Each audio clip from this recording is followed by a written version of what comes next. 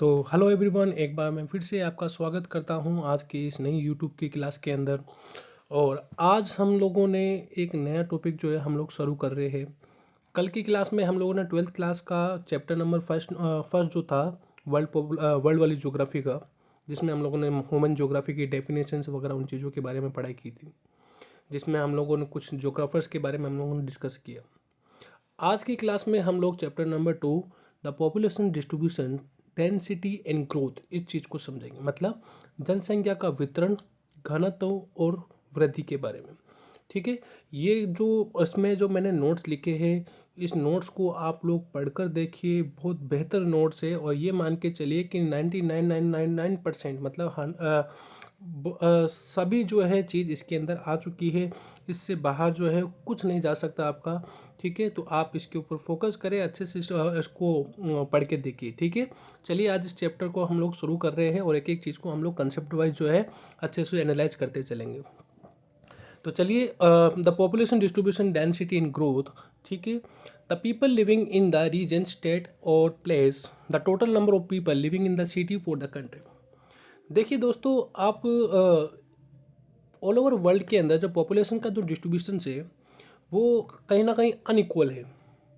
कहीं पे अगर मैं बात करूं तो ऑल ओवर वर्ल्ड की 90% पॉपुलेशन जो है वो वर्ल्ड के सिर्फ 10% भूभाग पे निवास कर रही है। ऐसा क्यों है? ये अनइक्वल डिस्ट्रीब्यूशन डिफरेंसेस बहुत ज़्यादा क्यों हैं, उस चीज़ को हम लोग समझेंगे।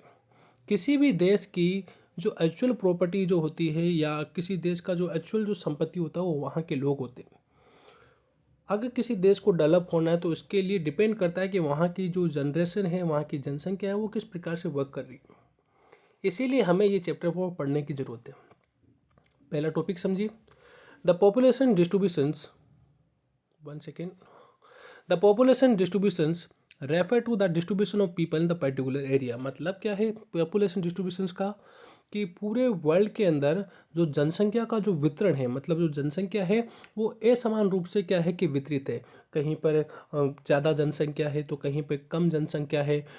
जैसे एग्जांपल में हम लोग भारत का एग्जांपल उठा लीजिए कि भारत में सबसे ज़्यादा हाईएस्ट पॉपुलेशंस कहाँ पर निवास करती है, तो हम लोग बोलते हैं कि यूपी में है। ठीक है, सबसे कम कहाँ निवास करती है, तो हमारा जवाब आता है आपका सिक्किम आ जाता है। ठीक है, और इसके अलावा डेंसिटी के मामले में आपका अरुणाचल प्रदेश आ जाता है। तो ऐसा मैं आपको समझा रहा हूँ कि पूरे वर्ल्ड के अंदर जो जनसंख्या का जो वितरण है वो असमान है। In the similar terms it refer to the number of people the in the specific area the where they are the live. अगर मैं एक सिमिलर पैटर्न को समझाऊँ आपको तो इसका मीन्स क्या है? इसका मीन्स ये है कि भाई पूरे जो वर्ल्ड के अंदर जो पॉपुलेशंस का जो जीवन निर्वाह का जो तरीका है वो अनइक्वल है। कहीं पे ज़्यादा है तो कहीं पे कम है। कुछ स्पेसिफिक एरिया के अंदर जो है वो वहाँ पे वो निवास कर रही है। आगे चलते हैं।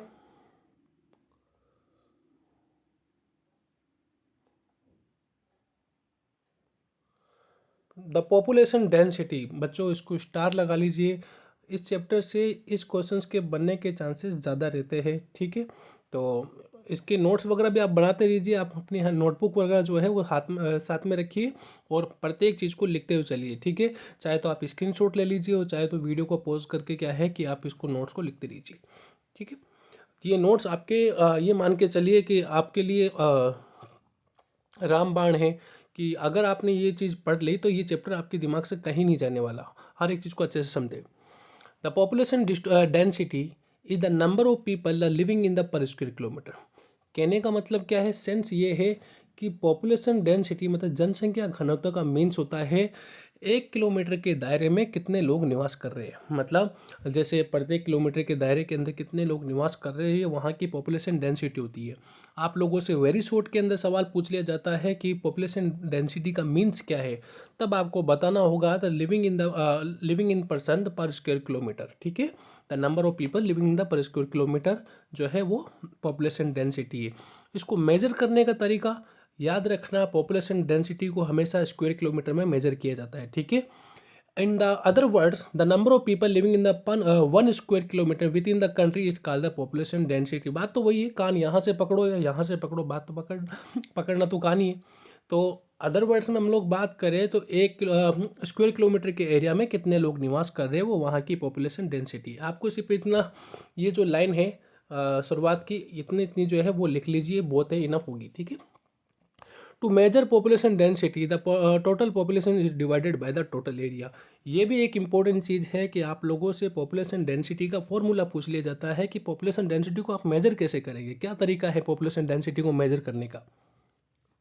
तो देखिए 1 सेकेंड, आगे चलते हैं।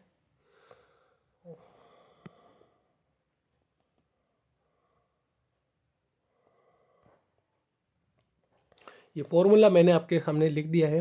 द पॉपुलेशन डेंसिटी, मतलब आप पॉपुलेशन डेंसिटी लिखे, इक्वल में आपने जो है वो यहाँ पे देखिए एक छोटी सी चीज़ में आपको गड़बड़ है, मैंने डायरेक्ट उसको कैलकुलेट कर दिया, पर एक्चुअल में ये ऐसे नहीं है। ऊपर आप लोग क्या है कि टोटल पॉपुलेशंस लिखेंगे, 1 सेकेंड, ऊपर आप पॉपुलेशंस लिखेंगे, अपोन में आप एरिया लिखेंगे, ठीक है। मतलब टोटल पॉपुलेशंस का अगर हम लोग भाग टोटल एरिया से दे दिया जाए, तो उसके बाद में जो आंसर निकलता है उसको हम लोग क्या करते हैं, उसको 1000 से हम लोग क्या है कि डिवाइड कर दिया करते हैं, और इससे आपकी पॉपुलेशन डेंसिटी निकलती है, ठीक है। पॉपुलेशंस अपॉन एरिया, ठीक है, ये आपका पॉपुलेशन डेंसिटी का फॉर्मूला है। देखिए नहीं, 1000 से आप नहीं लगाते, मतलब ओनली सी पॉपुलेशंस और एरिया का डिवाइडेशंस कर दीजिए। एग्जांपल सुनिए, suppose the population of country the 121 crore. जैसे हम लोगों को पता है कि अकॉर्डिंग टू द 2011 सेंसस, 2011 की जनगणना के अनुसार आपके जो टोटल पॉपुलेशन है वो 121 करोड़ है, ठीक है, 121 करोड़ जो है।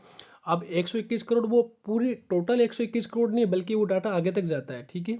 और एंड इट्स एरिया द 32,87,263। जैसे भारत का जो टोटल एरिया है वो 32,87,263 है, ठीक है। तो अब इस 121 करोड़ जनसंख्या को हम लोग जब 32,87,263 से भाग देंगे, तो अंतिम रूप से आपका जो आंसर आएगा वो 382% आएगा। क्लियर है।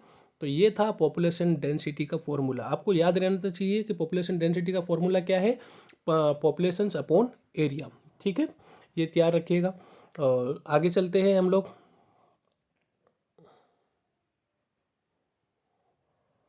The area with A population density of more than 200 people per square kilometer are the considered the densely populated area। अब एक चीज़ समझिए बच्चों, जैसे भारत का पॉपुलेशन डेंसिटी जो है वो 382% है। अब इसमें एक नोट मैंने लिखा है कि ऐसे एरियाज जहाँ की जनसंख्या या घनत्व जो है, यानी पॉपुलेशन डेंसिटी जो है 200 पीपल से ज़्यादा होती है, उस एरिया को हम लोग डेंसिटी पॉपुलेटेड मतलब एक घनत्व पॉपुलेशन वाला एरिया मानते हैं, मतलब ज़्यादा जनसंख्या वाला क्षेत्र है जो वो मानते हैं, ठीक है। तो 200 जो पीपल्स है उससे ऊपर वाले जो है वो एक अच्छे डेंसिटी पॉपुलेटेड एरिया को काउंट करते हैं हम लोग। क्लियर है बच्चों। तो आगे चलते, पॉपुलेशन डेंसिटी में कोई गड़बड़ तो नहीं है। पॉपुलेशन डेंसिटी बस सीधी सिंपल सी चीज़ है कि number of person are living in the per square kilometre you can call the population density. और मेजर करने का तरीका पॉपुलेशन को अपॉन एरिया से आप डिवाइड कर दीजिए, ठीक है। तो ये आपका पॉपुलेशन डेंसिटी निकल जाएगा। देन आगे करते हैं हम लोग पॉपुलेशन ग्रोथ के बारे में कि what the means of the population growth. ये भी सवाल आपसे पूछ लिया जाता है, ठीक है। मैं स्टार लगा देता हूँ आपके यहाँ। जिन जिन के ऊपर मैं स्टार लगा रहा हूँ तो ये मान के चलिए कि वहाँ से क्वेश्चंस पुटअप होने के चांसेस 101% है कि वहाँ से क्वेश्चंस आपका पूछा ही जाएगा। The population growth the refer to the change in the population the particular area the specific periods of the time. मतलब किसी निश्चित समय में जनसंख्या में होने वाले जो स्पेसिफिक एरिया के अंदर जनसंख्या में होने वाले जो बदलाव है, चेंजेस है, उसको हम लोग पॉपुलेशन ग्रोथ के नाम से जानते हैं। मतलब समझिए, जैसे हमारे भारत के अंदर प्रत्येक 10 साल के अंदर पॉपुलेशंस काउंट की जाती है। हर 10 साल में पॉपुलेशंस काउंट की जाती है। मान के चलते हैं कि इंडिया की जो पॉपुलेशन है अकॉर्डिंग टू 2011 सेंसस 121 करोड़ थी। अभी वर्तमान में पॉपुलेशन 145 करोड़ है। तो 121 से 145 करोड़ हुई, तो इस पर्टिकुलर टाइम पीरियड के बीच का जो ये जो वृद्धि है, इसको हम लोग पॉपुलेशन ग्रोथ कहते हैं, ठीक है। कि दो स्पेसिफिक टाइम पीरियड के दौरान पॉपुलेशन में होने वाली जो ग्रोथ है, चाहे वो नेगेटिव हो चाहे वो पॉजिटिव हो, वो आपकी पॉपुलेशन ग्रोथ में काउंट होती है। ठीक है, ये दोनों हो सकती है बच्चों, याद रखना। पॉपुलेशन ग्रोथ हमेशा दोनों हो सकती है, ये नेगेटिव भी होती है और ये पॉजिटिव भी होती है। आप लोगों के लिए सवाल है कि आप लोगों को मुझे बताना है कि what is the difference between the growth and development. ठीक है, वृद्धि और विकास में क्या फ़र्क है।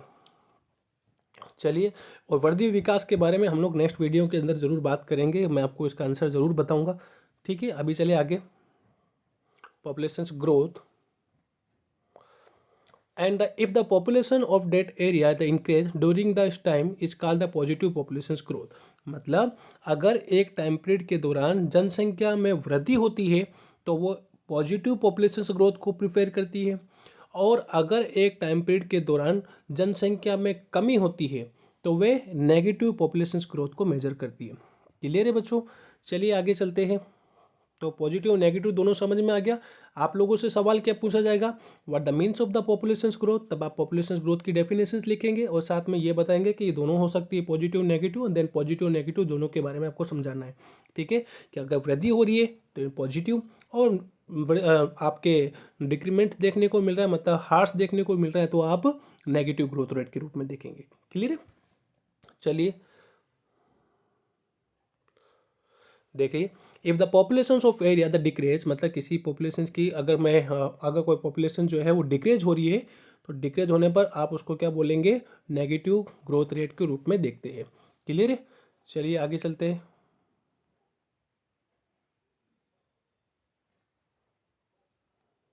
1 सेकेंड।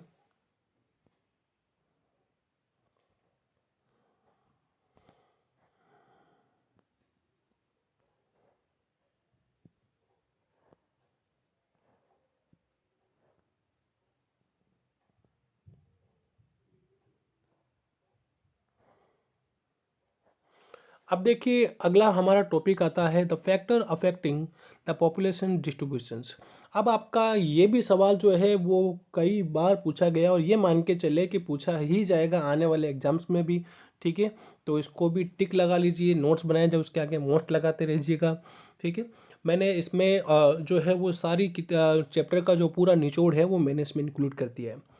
ज्योग्राफिकल फैक्टर देखिए, the factor affecting the population distribution, यानी मेन ये चीज़ ये है कि आज आपको मैंने चैप्टर की शुरुआत में ये बताया कि पूरे विश्व में जनसंख्या जो है वो असमान है, कहीं पे बहुत ज़्यादा है तो कहीं पे कम, बहुत कम है। इसके पीछे के कारण क्या है, आखिर कहीं पर जनसंख्या बहुत ज़्यादा क्यों है और कहीं पर जनसंख्या बहुत कम क्यों है। तो आप लोगों के लिए सवाल बन जाता है, फिर एक क्वेश्चंस लिख लीजिएगा आप नोटबुक में, what is the major factor that can be impact the population distribution. ठीक है, मतलब जनसंख्या वितरण को प्रभावित करने वाले कारक कौन से हैं। तब आपका पहला फैक्टर आता है ज्योग्राफिकल फैक्टर। देखिए, अलग अलग टाइप के फैक्टर है, हो सकता है एक सिंगल फैक्टर आपसे पूछ लिया जाए कि आपको ज्योग्राफिकल फैक्टर के बारे में बताना होगा, हो सकता है आपको इकोनॉमिकल फैक्टर के बारे में बताना होगा। तब आपको पता होना चाहिए कि ज्योग्राफिकल में, ज्योग्राफी आपको पता है कि ज्योग्राफी में क्या क्या आ सकता है, इकोनॉमी में क्या आ सकता है, वो सब चीज़। ठीक है, तो देखिए, ज्योग्राफिकल फैक्टर हम लोग बात कर रहे हैं। सबसे पहला अवेलेबिलिटी ऑफ वाटर, मतलब जल संसाधनों की उपलब्धता। आप देखेंगे कि आप खुद सोच के देखिए कि आप एक ऐसे स्थान पर रहना पसंद करेंगे जहाँ पे जल संसाधन पूर्ण रूप से उपलब्ध नहीं हो। अगर कहीं पे जल संसाधन की उपलब्धता नहीं है तो क्या वहाँ पे जनसंख्या रहना पसंद करेगी, बिल्कुल भी नहीं। ठीक है भाई, जल तो एक हमारे लिए सर्वाइवल का एक सबसे बड़ा सोर्स है, बिना पानी के कोई जिंदा रह सकता है। तो ऐसे स्थान जहाँ पे जल संसाधन इजीली अवेलेबल होते हैं तो वहाँ पे जनसंख्या का जमाव क्या होता है, ज़्यादा। और जहाँ पे जल संसाधन बहुत कम होते हैं या नामात्र के होते हैं या होते ही नहीं है तो वहाँ पे जनसंख्या का जमाव क्या होगा, बहुत कम। क्लियर है, जैसे एग्जांपल में मैं आपको बताऊं तो पुराने समय में जितनी भी सभ्यताएं हुआ करती थी, जैसे हड़प्पा सिविलाइजेशन से या कोई भी एक्सवाइजेड जो मेसोपोटामिया सिविलाइजेशन से, तो ये सारी सभ्यताएं ज़्यादातर जो थी वो किसी ना किसी नदियों के किनारे थी। फॉर एग्जांपल, आपको हड़प्पा सिविलाइजेशन तो इंडस रिवर के आसपास में थी। ठीक है, और आपकी कालीबंगा राजस्थान में जो है वो घग्गर नदी के पास में थी। ठीक है, मेसोपोटामिया है वो दजला और फरात नदी के आसपास में थी। ठीक है, तो ये चीज़ आपको समझ में आई कि अवेलेबिलिटी ऑफ वाटर जो है वो कितना ज़्यादा हमारे लिए ज़रूरी है। क्लियर है, अगला आता है लैंड फॉर्म्स के बारे में। लैंड फॉर्म्स का मतलब होता है धरातल। देखिए, धरातल का मीन्स क्या है कि भाई आप जिस जगह रह रहे हो वो उसका स्ट्रक्चर कैसा है, क्या वो मैदानी भाग है, क्या वो कोई पहाड़ी इलाका है, क्या वो कोई पठारी इलाका है, तो वो चीज़ इसमें बताई गई है। ठीक है, जैसे एग्जांपल मैं आप लोगों से ही पूछ लेता हूँ कि मुझे बताइए, ज़रा सोच के देखिए, क्या आप ऐसे स्थान पर रहना पसंद करेंगे जो कि बहुत बड़े बहुत ऊंचे पहाड़ी पठारों के ऊपर मौजूद है? देखिए, पॉसिबल नहीं है वहाँ पे रहना। अगर रह भी लेंगे, कोई ज़बरदस्ती मेरे जैसा कि मैं तो रहूँगा, वैसा बात है, वो पॉसिबल नहीं है। कारण सुनिए, मैदानी भागों में सभी प्रकार की सुविधाएं और रिसोर्सेस उपलब्ध रहते हैं, चाहे वो ट्रांसपोर्ट मीडियम हो, चाहे एम्प्लॉयमेंट के सोर्स हो, चाहे स्कूल हो, हॉस्पिटल हो, एक्स वाई जेड, जितनी भी प्रकार की सुविधाएं जो होती है वो मैदानी भागों में होती है। अब पहाड़ों पर जाके मैं स्कूल थोड़ी खोलूँगा। ठीक है, तो इसका मतलब लैंडफॉर्म्स जो है वो भी एक कारक हो सकता है ज्योग्राफिकल फैक्टर में, जो जनसंख्या को इम्पैक्ट करता है। मैदानी भागों में जनसंख्या ज़्यादा निवास करती है, किसके मुकाबले? पठारी और पहाड़ी इलाकों के मुकाबले, मतलब प्लेटूस एंड हिली जो एरियाज हैं वहाँ पे। ठीक है, क्लियर है। नेक्स्ट चलते हैं क्लाइमेट के ऊपर, कि क्लाइमेट भी एक ज्योग्राफिकल फैक्टर में काउंट होता है कि कैसे ये जनसंख्या को इम्पैक्ट करता है। तो देखिए बच्चों, ऑल ओवर वर्ल्ड के अंदर सबसे ज़्यादा जनसंख्या ऐसे स्थानों पर रहना पसंद करती है। हम लोगों खुद को एग्जांपल उठा लीजिए कि जो क्षेत्र जो है ना तो ज़्यादा ठंडा हो और ना ही ज़्यादा गर्म हो। जलवायु एक इम्पोर्टेंट फैक्टर हो सकता है ज्योग्राफी के अंदर। जैसे एग्जांपल मैं बताऊं, अगर वहाँ का क्लाइमेट हद से ज़्यादा गर्म है तो वहाँ पे कोई रहना पसंद करेगा? पॉसिबल नहीं है, क्योंकि वहाँ रहोगे तो आप मर जाओगे। फिर आप किसी ऐसे क्लाइमेट में रहना पसंद करोगे जो जहाँ का क्लाइमेट बहुत ज़्यादा ठंडा हो? वो भी पॉसिबल नहीं है, क्योंकि हद से ज़्यादा ठंडा होगा तो भी आप सर्वाइवल नहीं कर पाओगे। तो ऐसा स्थान जहाँ की जलवायु जो है वो ह्यूमन बीइंग के लिए अनुकूल हो, ठीक है, तो वहाँ पे ज़्यादातर जनसंख्या रहना पसंद करती है। तो ये चीज़ आपको समझ में आए कि क्लाइमेट कैसे किसी क्षेत्र की जनसंख्या को इम्पैक्ट कर रहा है। फिर आते हैं मिट्टी, सोइल। सोइल के बारे में समझिए क्या है। देखिए, India is agriculture based country, मतलब भारत जो है वो कृषि प्रधान देश रहा है। तो किसान या कोई भी जनसंख्या जो एग्रीकल्चर पर डिपेंडेंसी रख रही है, क्या वो ऐसे स्थानों पर रहना पसंद करेगी जहाँ की मिट्टी उपजाऊ नहीं है, बंजर है? देखिए, स्पेशली अगर हम लोग बात करें नॉर्थन प्लेन के बारे में, मतलब भारत का जो उत्तरी मैदान है, वहाँ पे जनसंख्या सबसे ज़्यादा क्यों है? क्यों यूपी, एमपी, बिहार, ये जो क्षेत्र है यहाँ पे जनसंख्या का जमाव ज़्यादा है? उसका रीजंस क्या है कि नॉर्थन प्लेन का जो एरिया है वो एलुवियल सोइल से, मिट्टी से निर्मित है, मतलब नदियों के द्वारा जो मिट्टी बहाकर लाई जाती है उससे। अब नदियों के द्वारा जो मिट्टी बहाकर लाई गई है, इससे वहाँ की ज़मीन बहुत फर्टाइल है, इसीलिए आपकी सबसे ज़्यादा जनसंख्या का जमाव यहाँ पर है। तो ये सॉइल के बारे में आपको समझ में आया कि मिट्टी कैसे इम्पैक्ट कर रही है, कि जहाँ पर फर्टाइल मिट्टी मिलती है वहाँ पर जनसंख्या का जमाव ज़्यादा होता है, और जहाँ पर ऐसी अनुपजाऊ मिट्टियाँ होती है वहाँ पर जनसंख्या का जमाव कम होता है। क्लियर है। तो अगर आप लोगों से पूछ लिया जाए what is the major fact, what is the geographical factor that can be impact the population distribution, तब आपको बताना है तो they are the many more factor that can be impact the population distribution. That first of the availability of water, second landforms, third is climate, and fourth soil. Clear. चलिए आगे, फिर आते हैं इकोनॉमिकल फैक्टर के बारे में। देखिए economic factor क्या है।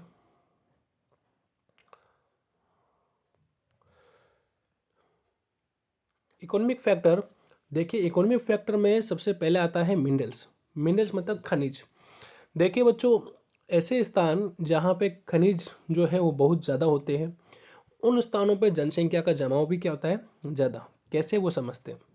अगर खनिज होंगे तो खनिज होने के बाद में वहाँ पे माइनिंग की जाएगी। माइनिंग की जाएंगी तो उसके लिए वर्कर की रिक्वायरमेंट रहेगी। वर्कर की रिक्वायरमेंट होगी तो वर्कर को रोजगार मिला। आया समझ में? तो कहीं ना कहीं डायरेक्ट इनडायरेक्ट रूप से खनिज जो है वो एक इकोनॉमिक फैक्टर में आ गया। तो इसीलिए जिन स्थानों पर मिनरल्स की अधिकता होगी वहाँ जनसंख्या का जमाव ज़्यादा होगा, और जिन स्थानों पर जनसंख्या मिनरल्स कम होंगे या नामात्र के होंगे तो वहाँ पर जनसंख्या का जमाव क्या होगा, कम। एक सिंगल फैक्टर किसी भी जनसंख्या को इम्पैक्ट नहीं करता, बहुत सारे फैक्टर होते हैं। ठीक है, जैसे एग्जांपल मैं आपको बताऊं तो हमारे आपने एक रानीगंज का नाम सुना होगा। रानीगंज जहाँ पे कोयले की खदानें हैं, वहाँ पे जनसंख्या का जमाव ज़्यादा है। झारखंड में झरिया का जो एरिया है वहाँ पे भी जनसंख्या का जमाव ज़्यादा है। रीज़न समझ में आया क्यों? क्योंकि वहाँ पे कोई माइनिंग की जा रही, तो माइनिंग है तो लोगों को इनकम का या एम्प्लॉयमेंट का अच्छा सोर्स मिल रहा है, इसीलिए।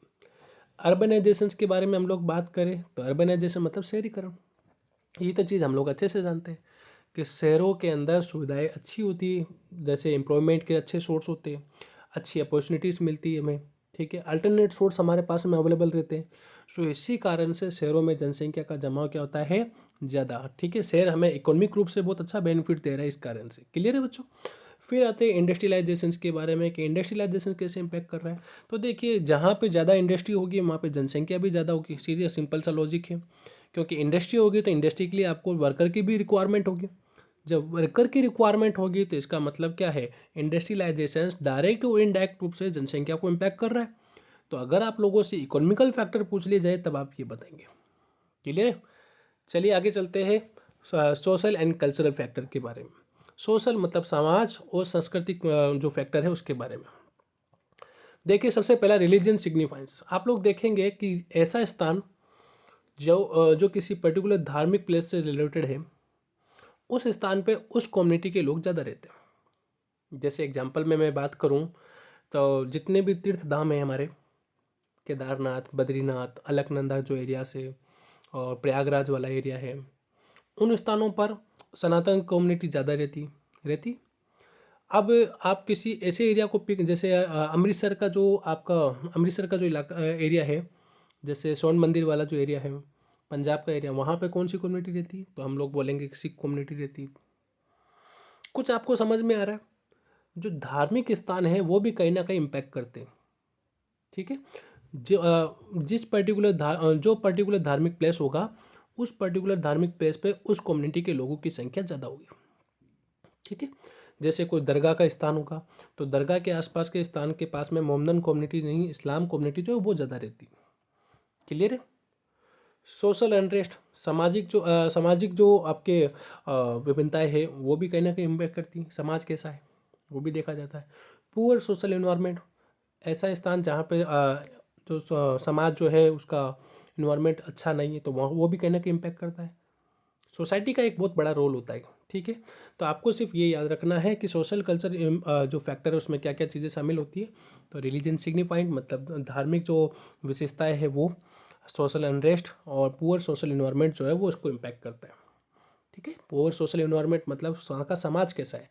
अगर समाज जो है वो कहीं ना कहीं पुअर है, ठीक है, वीक पड़ रहा है उसका इन्वायरमेंट, तो कहीं ना कहीं लोग वहाँ पर रहना पसंद नहीं करेंगे। वो एक ऐसे समाज में रहना पसंद करेंगे जो बहुत ज़्यादा जागरूक और अच्छे हो। क्लियर है? चलिए आगे चलते हैं।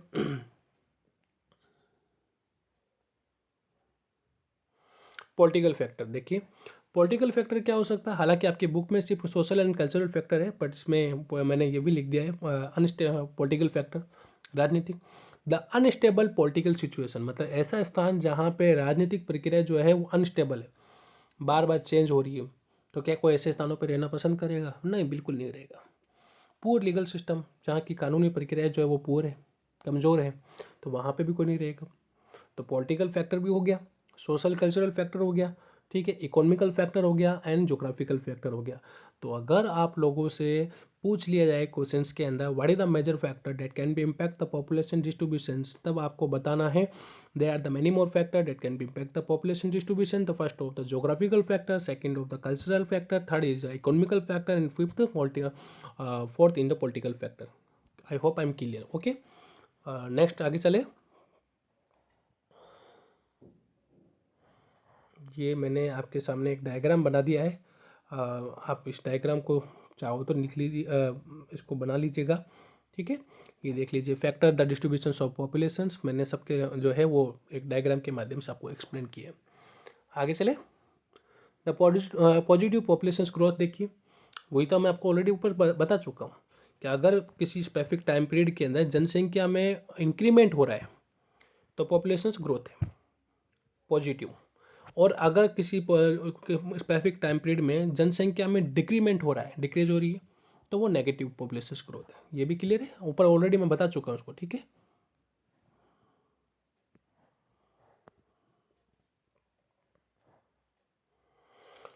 इसको भी स्टार लगा लीजिए। इस चैप्टर से अगला सवाल जो इम्पोर्टेंट बनता है वो बनता है components of the population changes. देखिए क्या है, देखिए बच्चों, अगर आप लोगों से पॉपुलेशन के चेंजेस के बारे में पूछ लिया जाए कि वे कौन से कंपोनेंट्स है जो किसी क्षेत्र की जनसंख्या को बदल देते हैं, तब आपको पता होना चाहिए है कंपोनेंट्स जो है स्पेशली बेटा तीन टाइप के कंपोनेंट्स होते हैं। First, birth rate, second, death rate, और थर्ड आता है माइग्रेशन। अच्छे से समझिएगा। अगर आपसे पूछ लिया जाए कि किसी भी किसी भी क्षेत्र में, स्पेसिफिक एरियाज में जनसंख्या को बदलने का या चेंजेस करने के कौन कौन से कंपोनेंट्स हो सकते हैं, तब आपको बताना है कि 3 कंपोनेंट्स होते हैं, birth rate, death rate and migration. एक एक चीज़ को अच्छे से समझते चलिएगा। CBR, सबसे पहले बर्थ रेट को हम लोग देखते हैं। The crude birth rate it refer to the number of live birth per 1000 women.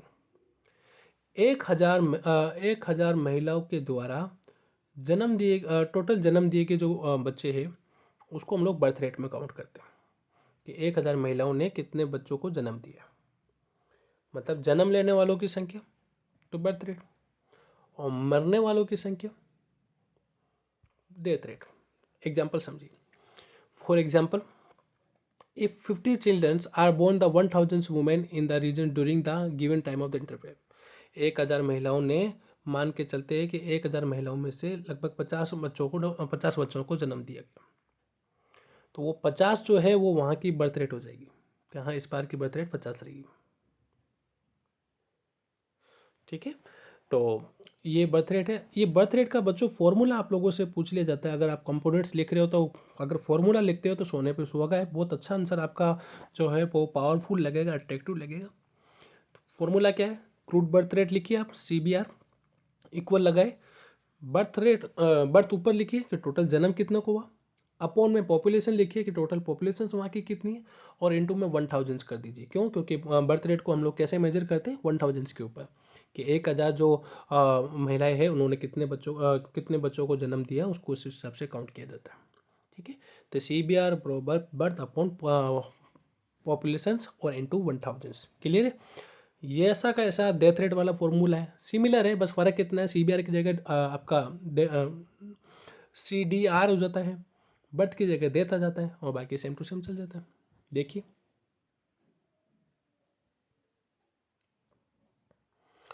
Death rate the crude death rate is the number of death पर 1000 people in the region during the year. एक specific time period के दौरान मरने वाले लोगों की संख्या को हम लोग डेथ रेट में काउंट करते हैं। ठीक है, इसको भी 1000 में ही हम लोग काउंट करेंगे। फॉर्मूला क्या है? D/P into 1000। ठीक है, क्लियर है? पहले आप CDR लिखेंगे, क्रूड डेथ रेट, फिर इसके इक्वल में D लिखेंगे और अपॉन में P लिखेंगे और इंटू 1000 कर दीजिए। क्लियर है? तो ये 2 कंपोनेंट्स आपको याद हो गए। तो अगर पूछ लिया जाए कि पॉपुलेशन चेंजेस जो है कैसे हो रही है, तो बर्थ रेट डेथ रेट में कोई कन्फ्यूजन? ठीक है, आगे चलती है। माइग्रेशन देखिए आप लोग पढ़ते आ रहे हैं, फिर भी मैं बता देता हूँ। The movement of individual from one place to the another is called the migration. मतलब एक व्यक्ति का एक स्थान से दूसरे स्थान पर जाना, ये कहलाता है माइग्रेशन यानी प्रवास। तो 3 कंपोनेंट्स मैंने आपको बताया, ये तीसरा कंपोनेंट्स है, अच्छे से समझिएगा। सबसे पहला द टाइप ऑफ माइग्रेशन कैसे होते हैं? सबसे पहला परमानेंट, मैं किसी एक स्थान से दूसरे स्थान पर जाके हमेशा के लिए बस गया, ये परमानेंट है।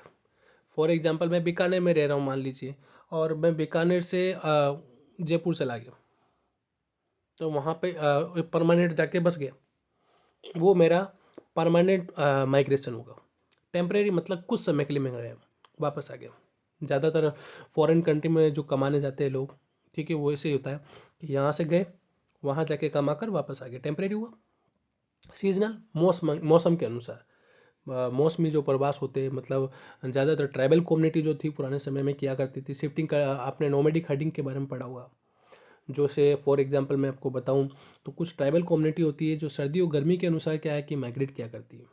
ठीक है, जैसे एग्जांपल में जब सर्दियाँ होती है तो ये लोग मैदानी भागों में आ जाते हैं, क्योंकि पहाड़ी इलाके ऑलरेडी जो है ठंडे होते हैं, और जब गर्मियाँ होती है तो ये लोग क्या है कि वापस पहाड़ी इलाकों में चले जाते हैं।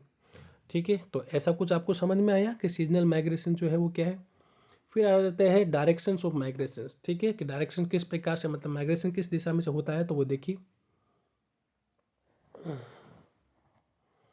1 सेकेंड।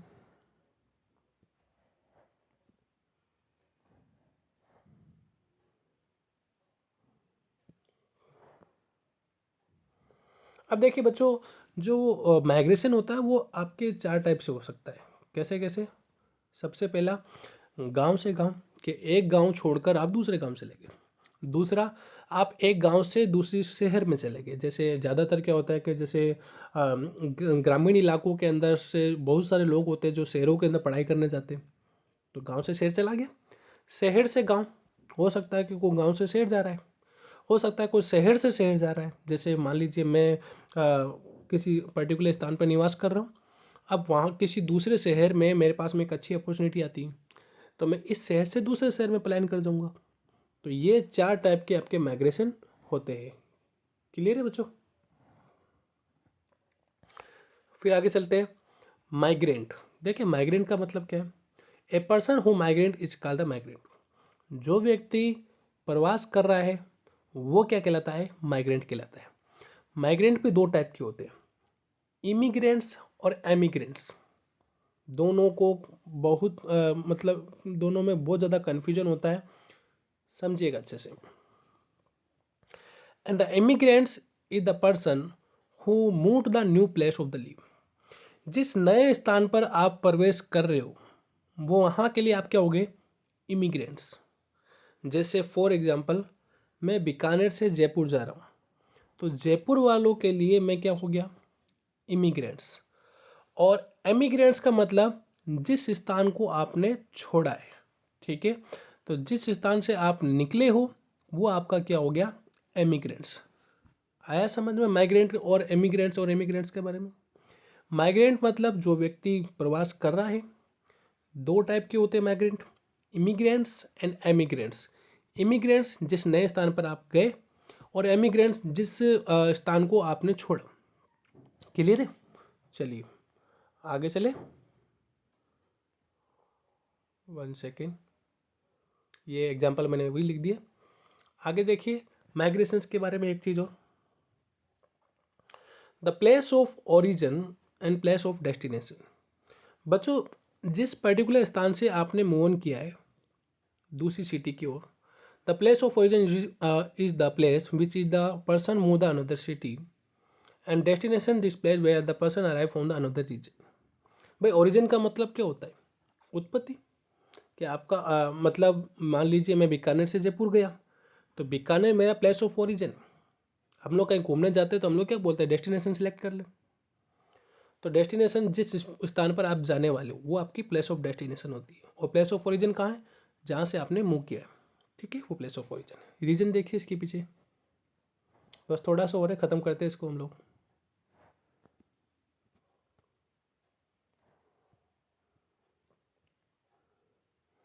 आज की वीडियो थोड़ी सी बड़ी हो जाएगी, ठीक है। द पुश फैक्टर आर डेट विद द केसेस परसेंट। देखिए अब जो माइग्रेशन है उसके क्या क्या फैक्टर हो सकते हैं, आखिर क्यों कोई व्यक्ति माइग्रेट कर रहा है। तो देखिए इस माइग्रेशंस के पीछे 2 टाइप के फैक्टर काम करते हैं। कौन कौन से?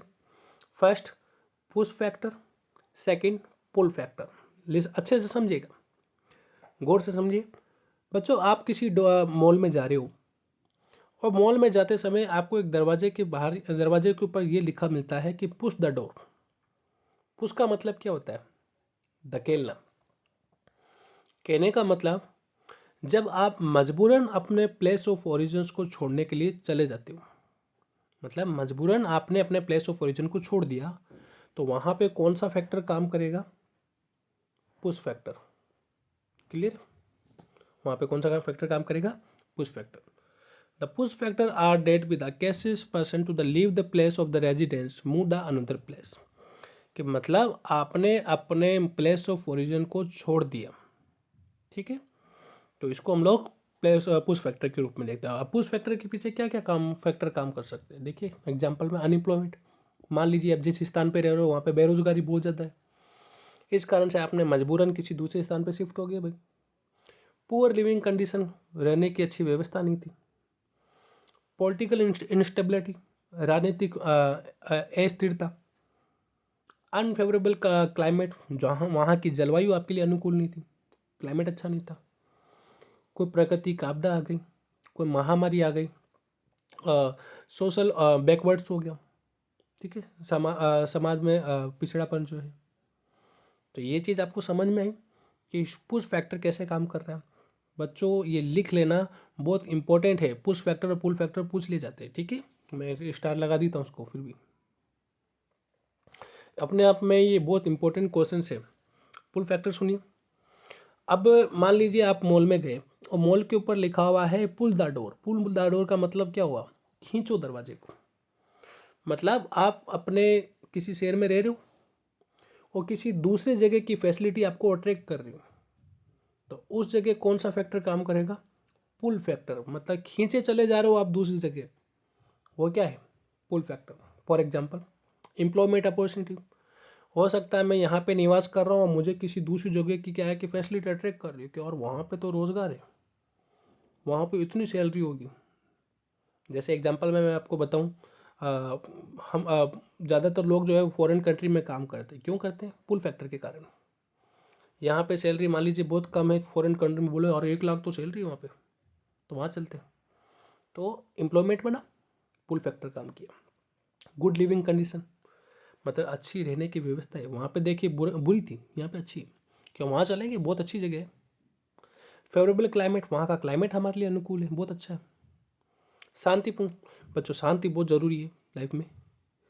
तो अगर ऐसा इन्वायरमेंट जहाँ पे बिल्कुल शांति ना हो, ठीक है, तो स्टेबिलिटी जो इनस्टेबिलिटी रहती है, तो वहाँ पे कोई रहना पसंद नहीं करता। शांति चाहिए हमें, सब बात है। स्टेबिलिटी, स्टेबिलिटी मतलब स्थिरता हो, पॉलिटिकल किसी प्रकार के इम्बैलेंस ना हो।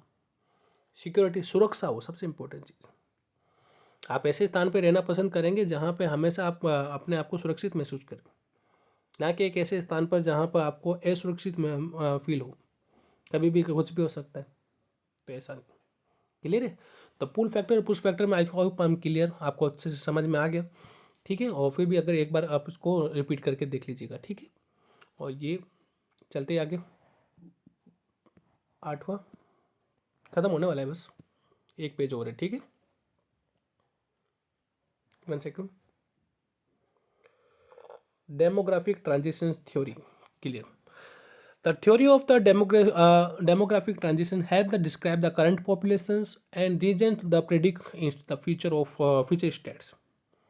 समझिएगा, डेमोग्राफिक ट्रांजिशंस का मीन्स है कि वर्तमान जनसंख्या और भविष्य में होने वाली जनसंख्या का अनुमान लगाया जाता है इसमें, कि वर्तमान जनसंख्या कैसी है और भविष्य में जनसंख्या कैसी होगी, ठीक है। उसको प्रेडिकेट करने के लिए हम लोग डेमोग्राफिक ट्रांजिशंस का थ्योरी समझते हैं। इस डेमोग्राफिक ट्रांजिशंस की थ्योरी को हम लोग 3 स्टेजेस से देखते हैं। पहली स्टेज क्या है? इन दिस स्टेज 3 टाइप की स्टेज है। पहली स्टेज देखिए, the both the birth rate and death rate region is the very high. मतलब डेमोग्राफिक ट्रांजिशंस थ्योरी के अकॉर्डिंग पहली स्टेज के अंदर बर्थ रेट और डेथ रेट दोनों क्या रहती है? High. As a result the population growth rate is the slow. अब बर्थ रेट भी ज़्यादा है, डेथ रेट भी ज़्यादा है, इसलिए ग्रोथ रेट क्या होगी? स्लो हो जाएगी। स्लो तो होनी ही साफ बात है कि जितनी लोग जन्म ले रहे उतने लोग मर भी तो रहे, तो पॉपुलेशन ग्रोथ रेट क्या हो गई? स्लो हो गई ना। The most people work in the agriculture, life expectancy is the लो। इसके पीछे का कारण क्या है? एग्रीकल्चर पे डिपेंडेंसी होना, लाइफ की शॉर्टनेस होना। Most people are the uneducated, पढ़े लिखे मतलब शिक्षित ना होना। And the rate of the development is the low. उस पर्टिकुलर क्षेत्र या जगह का जो विकास है पूर्णतः सही बहुत लो है। इस कारण से किसी क्षेत्र की जो पॉपुलेशन है वो हाई और डेथ रेट भी हाई रहती है। क्लियर है? आगे चले फिर सेकंड स्टेज के बारे में। ये प्रमुख कारण है कि आखिर क्या कारण हो सकते हैं कि बर्थ रेट के हाई और डेथ रेट के हाई होने के, तब आपको ये बता सकते हो, लिख सकते हो बुक में भी आपके।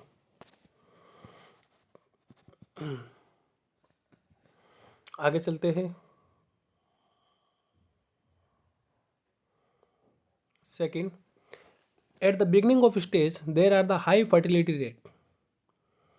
इसमें शुरुआत में प्रजनन दर जो होती है, फर्टिलिटी रेट का मतलब होता है प्रजनन, शुरुआत में प्रजनन दर जो होती है वो हाई रहती है और कुछ समय बाद में जो प्रजनन दर है वो डिक्रीज हो जाती है, मतलब कम हो जाती है। सेकेंड, उसमें बर्थ और डेथ रेट दोनों हाई थी, इसमें शुरुआत में प्रजनन दर हाई थी, बाद में वो डिक्रीज हो गई due the improvement of the health condition. इसके पीछे के कारण स्वास्थ्य की कंडीशंस को इम्प्रूव करना महिलाओं की। The death rate is decrease, मृत्यु दर क्या हो गई, कम।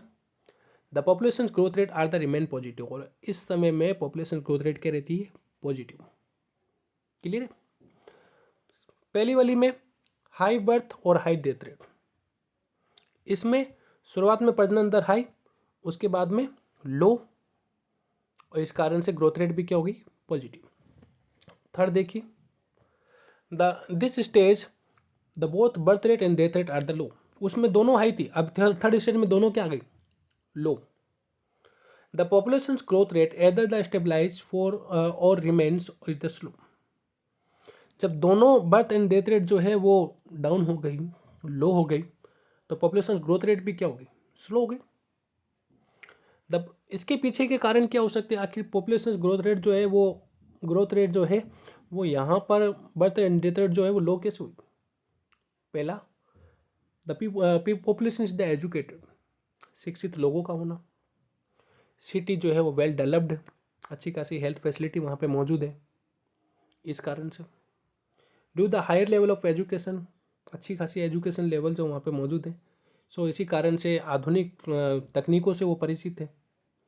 क्या क्या मतलब हर एक चीज़ आधुनिक तकनीकों के बारे में, जैसे आप देखिए कि बड़ी से बड़ी बीमारी का इलाज भी हो रहा है, जैसे कैंसर जैसी बीमारी, जहाँ पे कोई व्यक्ति जो है कैंसर को बहुत बड़ी बीमारी के रूप में एक्सेप्ट करता है, और ऐसी बड़ी बड़ी सिटीज़, बड़े बड़े शहर है जहाँ पे कैंसर जैसे जो बीमारी है उससे भी क्या है कि इम्प्रूवमेंट किया जा सकता है।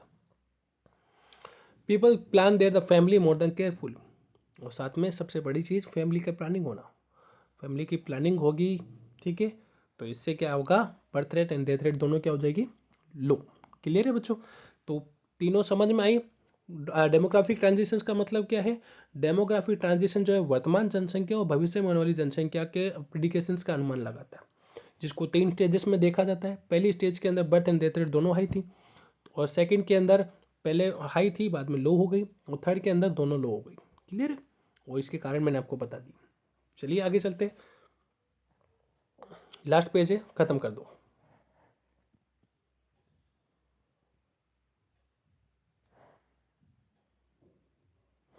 The population remain under control. अब पॉपुलेशन को कंट्रोल करने का तरीका क्या है, वो तो देखिए इजी से टॉपिक है। The effect of high population growth rate, मतलब अगर किसी क्षेत्र की जनसंख्या पॉपुलेशन जो है वो हाई हो रही, तो इसके पीछे कारण क्या हो सकते हैं। सबसे पहला, पॉपुलेशन इंक्रीज हो जाएगी। अगर हाई पॉपुलेशन होगी तो वहाँ की जनसंख्या अपना बढ़ जाएगी। जब हद से ज़्यादा जनसंख्या बढ़ेगी तो क्या होगा, संसाधनों पर दबाव बढ़ेगा, प्रेशर पड़ेगा। संसाधनों पर दबाव तो बढ़ना ही है भाई, साफ बात है। कैसे बढ़ेगा भाई, संसाधन जो है वो तो लिमिटेड है, जबकि पाने वाले क्या हो गए, ज़्यादा। ठीक है, तो इससे क्या होगा, प्रेशर बढ़ा संसाधनों पर। वो किसी भी चीज़ पे हो सकता है, ज़रूरी नहीं कि सिर्फ मैं किसी एक पर्टिकुलर संसाधन के बारे में बात कर रहा हूँ। तीसरा, पॉल्यूशन बढ़ेगा। पॉल्यूशन तो बढ़ना ही है, ह्यूमन सेटलमेंट जब बढ़ेंगे तो इस कारण से पॉल्यूशन भी बढ़ेगा। डेवलपमेंट इज हाइंड्रेड, विकास छूट जाएगा। विकास कहाँ हुआ होगा।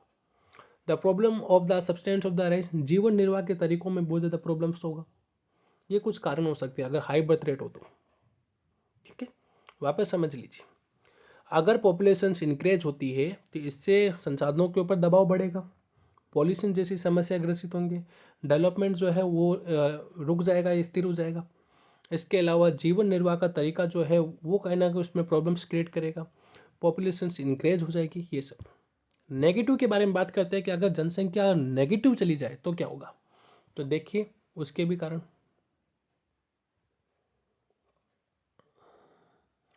The country population gradually decrease due the fewer birth and the number of elderly peoples are the country population increase. मतलब अगर जन्म लेने वालों की संख्या बहुत कम होगी तो इससे क्या होगा, जो एल्डर्स है उनकी संख्या बढ़ जाएगी।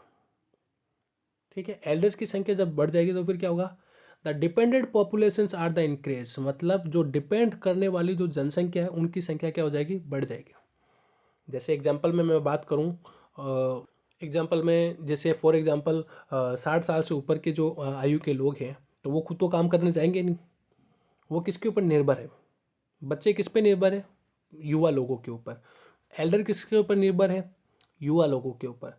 और अगर जन्म जो है नए जन्म ना हो तो एक समय के बाद में एल्डर्स की संख्या बढ़ जाएगी, तो डिपेंडेंसी वाली जनसंख्या जो है वो क्या होगी, बहुत ज़्यादा बढ़ जाएगी।